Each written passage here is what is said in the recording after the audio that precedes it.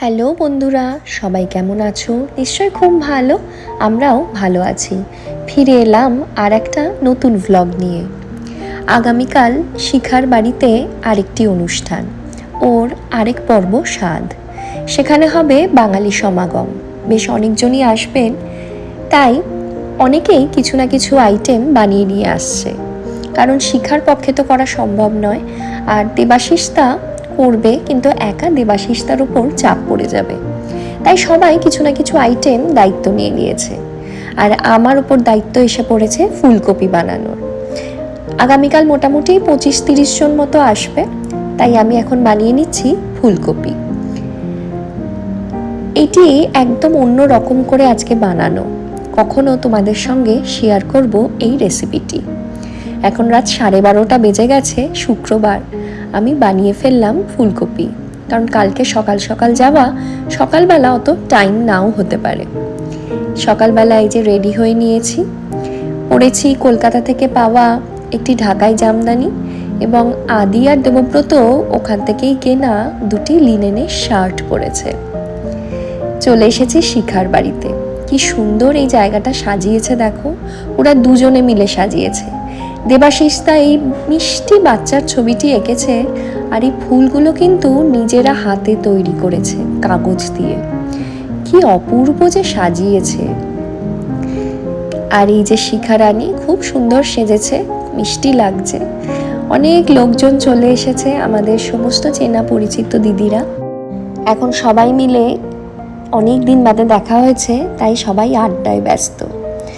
খাবারে চলো দেখিয়ে দিই কি কি আছে। জিরা রাইস বানিয়েছে আমাদেরই এক বন্ধু সন্দীপ। ভেজ ডাল আর ভাজা বানিয়েছে দেবাশিসদা। এটি আমার বানানো ফুলকপি। শুক্তো বানিয়েছে শ্রীপর্ণাদি। এঁচড় বানিয়েছে টিনাদি। আর মাছের কালিয়া বানিয়েছে দেবাশিসদা। আর মিষ্টি দই কি অপূর্ব দেখতে লাগছে, বানিয়েছেন দীপাদি। আর মিষ্টি বানিয়েছেন তামসীদি।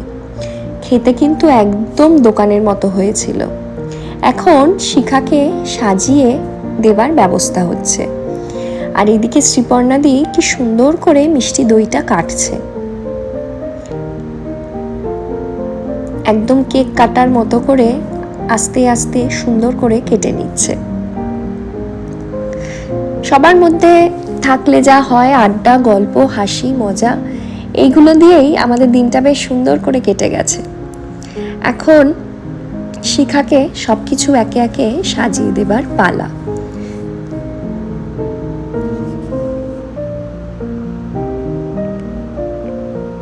এইদিকে পায়েসও আছে, পায়েসটিও বানিয়েছে শিখা এবং দেবাশিসদা মিলে।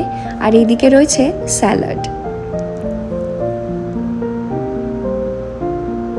এই যে দইটি কাটা হয়ে গেছে, এখন শিখার জন্য একটু তুলে নেওয়া হচ্ছে। আর এইদিকে শিখার ফাইনাল থালা রেডি। খুব সুন্দর করে সাজিয়ে দিয়েছে সবাই।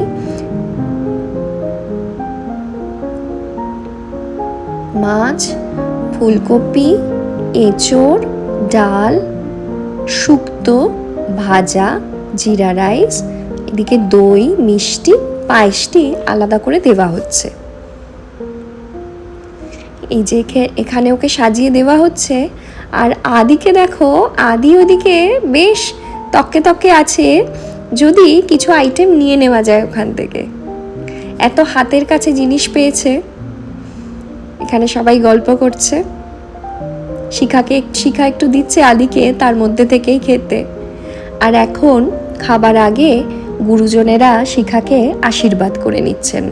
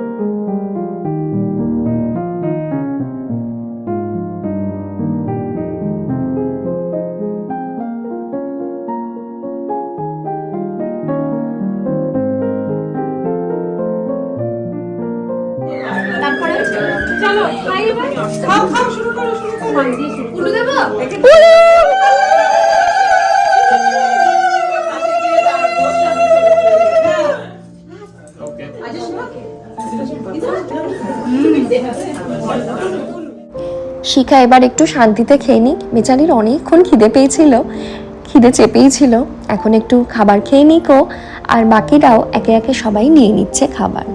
আদি বাবুকেও আমি একটু খাইয়ে নিই, সে তো বেজায় আনন্দে এদিক ওদিক ঘুরে বেড়াচ্ছে আর শিখার থেকে একটু একটু করে খাবার নিয়ে আসছে।